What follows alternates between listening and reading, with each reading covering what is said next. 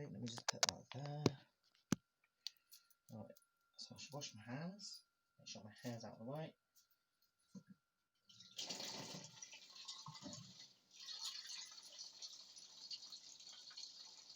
If you have long fingernails like me, you need to wash under your fingernails as well. And of course, you must remove your rings if you wear rings, because you don't want to get any food trapped under there while you're cooking and whatnot. So, do that. Then we take our chopping board. Okay, so good sized chopping board helps. Now, I like to wash my mushrooms because, as you can see, they're quite grubby, so I like to wash them.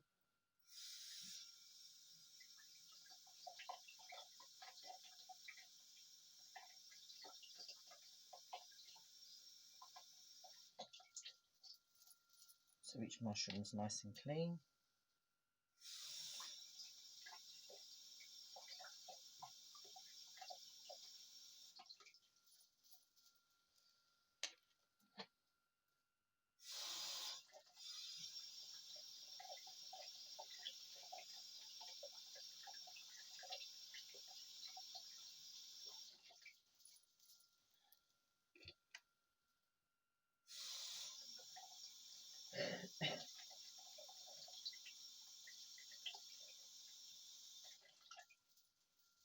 Alright, and there you go. So each mushroom is nice and clean. That end, and then that end. So done like that. So there's your 4 mushrooms. And you can take your little chili peppers. Now you don't really need a lot of chili peppers, maybe 2 or 3, depending on how hot you want it. So I'm just going to use 2, I think. 1 red and 1 orange. Because I'm adding the chili flakes as well, and the chili flakes and the paprika and the chili powder, so you don't want too much. First of all, I chop the move some stuff out of this so you can see what I'm doing. Chop the peppers, little chili peppers. You just need to chop them into little tiny pieces.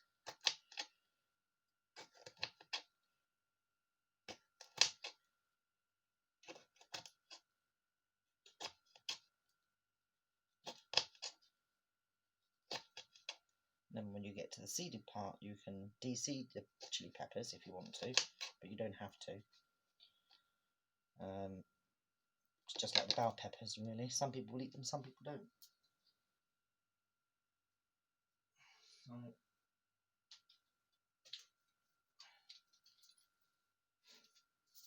take out the seeds.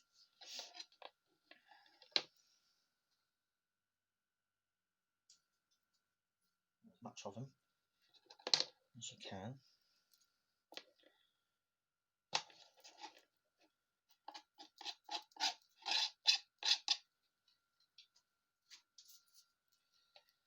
And the next pepper.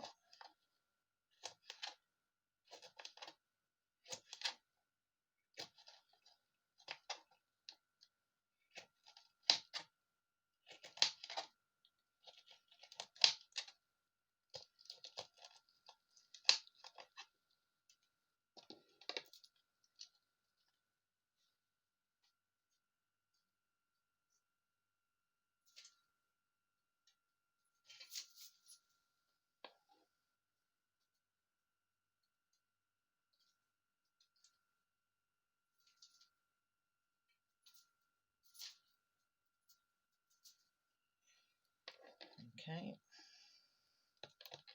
If they refuse to come out, sometimes they do, just give them a little push with a fingernail so that they can come out.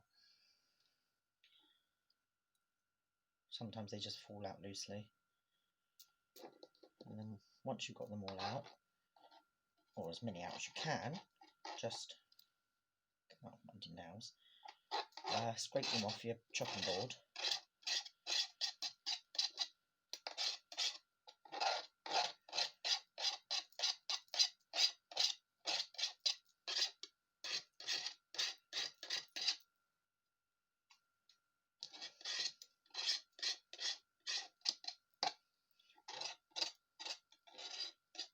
so tiny. The little chili pepper seeds are very, very tiny, and they tend to, when your chopping board is wet, they tend to stick.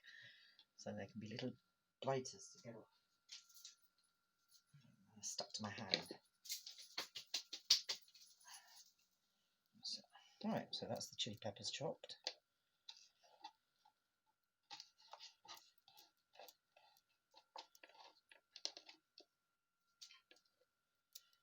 Now we need to chop our mushrooms. And I tend to do slices of mine. When I get to the stalk, I just cut the stalk off and then carry on slicing my mushrooms.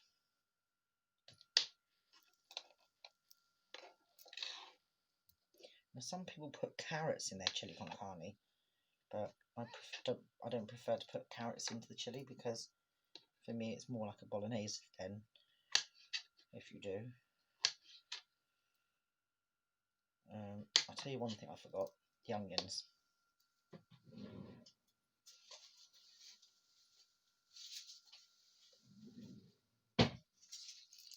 Red onion. I only use half an onion, I don't use a whole one. So carry on chopping my mushrooms.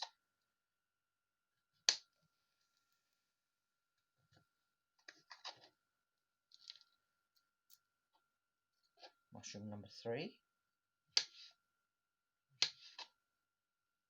Get the stalk off. Carry on chopping. Actually, these are a bit bigger than a medium size. I'd say these are probably large size mushrooms. As you can see, they are quite big. So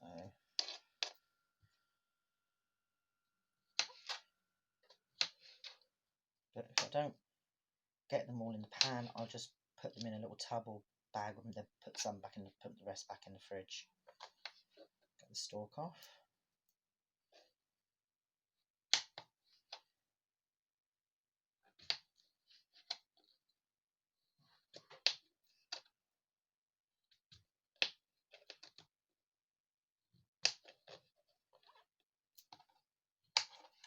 And I just cut the stalks in half, especially if they're very big. And then what I'll do then is I'll get the onion.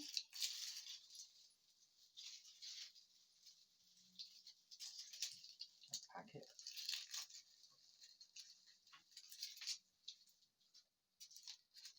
Take the peel off.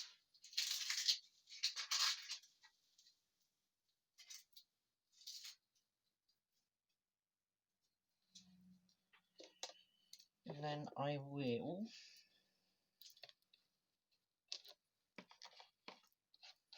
chop my onion in half. I should get a bigger knife for that job. That's a good size. Right.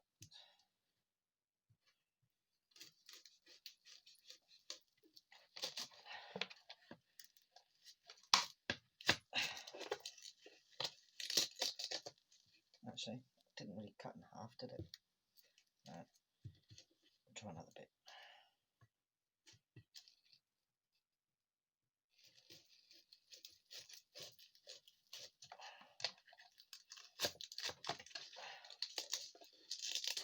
Okay, those 2 bits will do.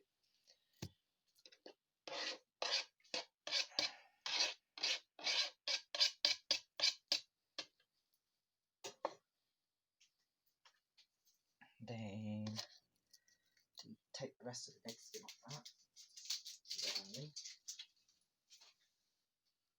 Then you can chop it. Make sure you take the end part where the stalk bit was. You don't want that in it. So dice the onions. Now a lot of people, when they do a chili con carne, they will put their onions and their minced beef in together and actually fry them or cook them at the same time. If you're on an extreme low fat diet and you're using beef, my suggestion is to boil your beef, because then you're boiling any fat out of it. It's not too bad on flavour. It's not as flavoured, but you are reducing the fat content by boiling the beef first. So you can do it that way if you wish to. And then just drain off your excess water and pop it in a pan with your mixture that you make, your own mixture.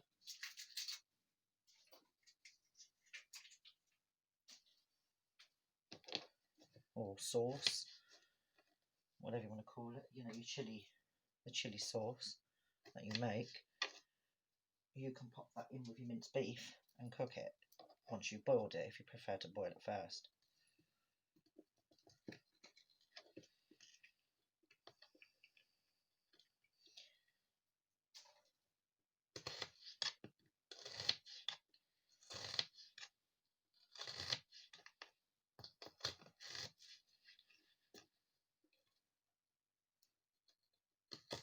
So that's the onions done. Okay, then I take my chilies, pop them into my water.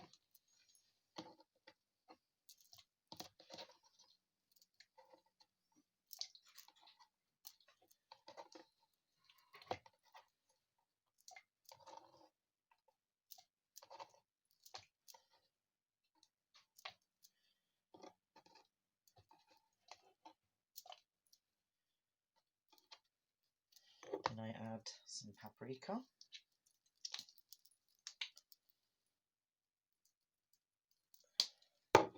And some chilli.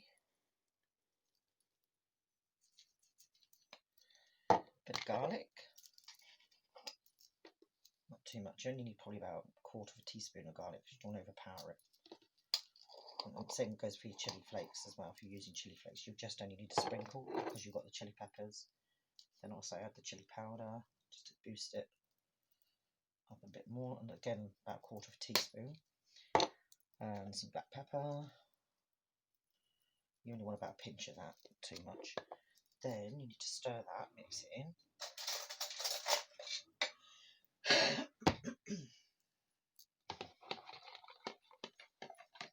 And that'll give you a nice chilli sauce.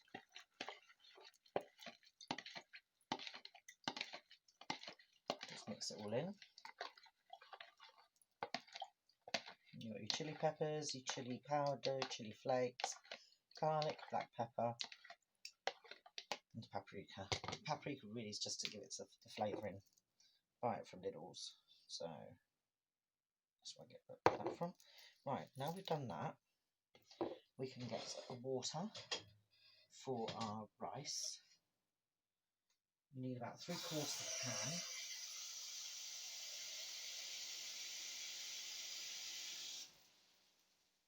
And then what I do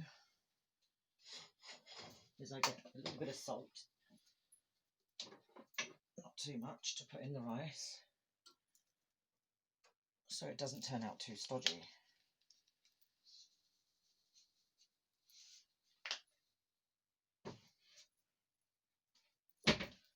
Right, now for the minced beef, I need to wash my hair because I need to wash my hands because I've touched my hair.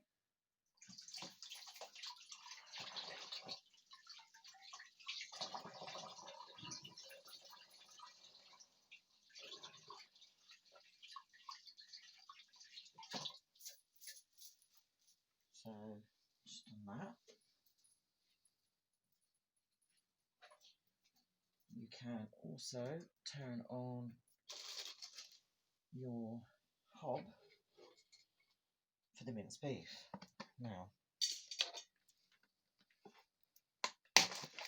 I bought 400 grams of minced beef, which can do up to 4 people if you don't have no starters or dessert. But as we don't have starters and dessert, I just do it for the 2 of us. And I like to wash the container out before I put it in the bin because then it stops animals going in your bin bags.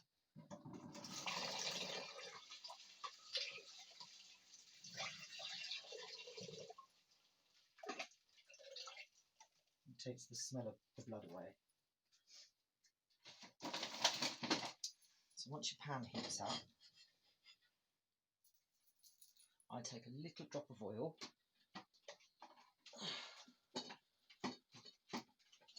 sunflower,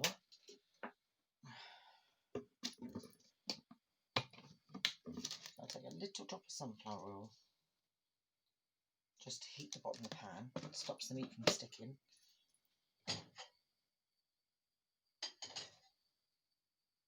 Break up the minced beef.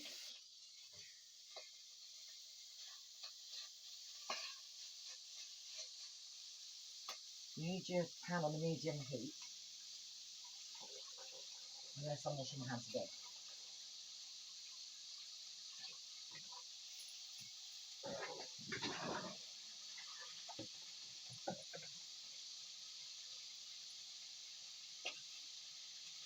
Then take a medium spoon, or one of those, so you're not cooking.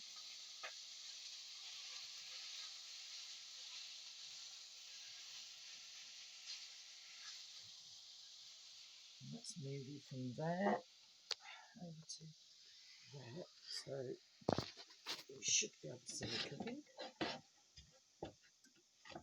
Minced beef.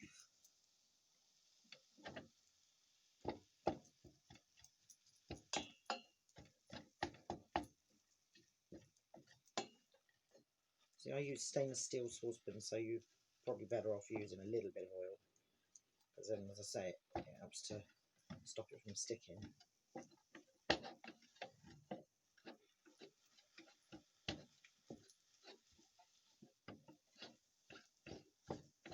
And what I do is I always thoroughly cook my minced beef before I add further ingredients to it.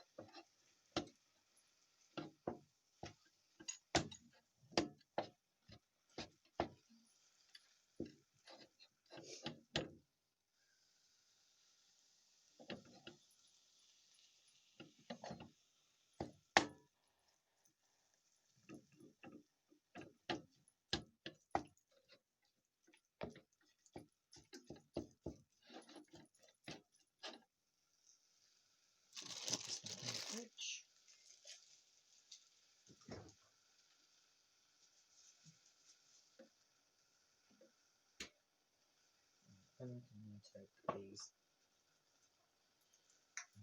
spices,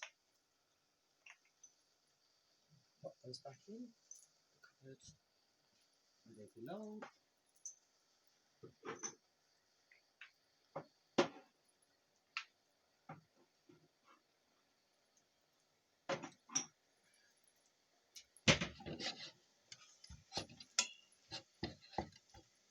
Minced beef is cooking nice.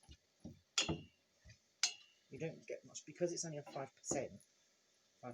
fat, you don't really get much fat from it. So it's a slightly healthier way than using the 25% or 40% or whatever it is they do.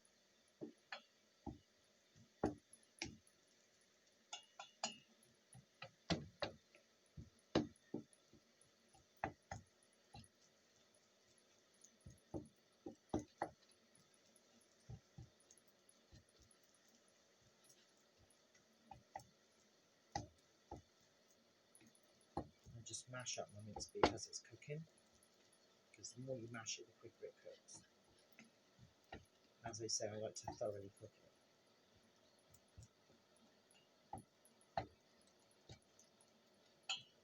And you can hear it starting to bubble, so there is some liquid in the pan, which will be that, not even a teaspoon, even half a teaspoon, just a drizzle of oil I put in there. You can hear that bubble in with the remnants of the fat from the beef as it's cooking. It should take approximately about 10 minutes to cook the beef thoroughly. Depending on the type of cooker you've got. My cooker's about 40 years old.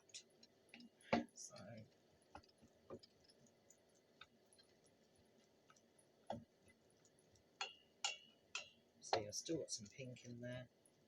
So I'm turning it over, tossing it into the middle of the pan. Give it a good old stab.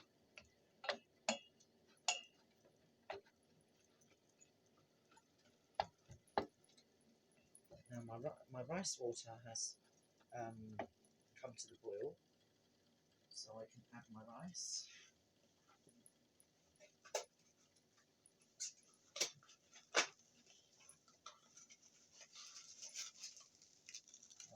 only take 2 packets. It's slightly more than that for 2 people.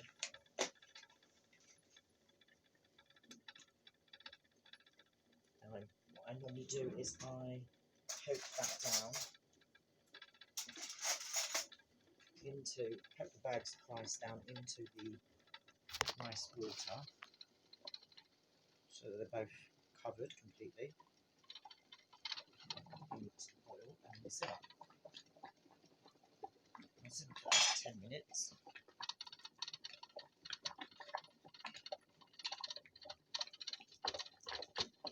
There we go. Now the rice is virtually done. Not rice, the minced beef, sorry, is virtually done. Make sure there's no pink bits in there. Yep,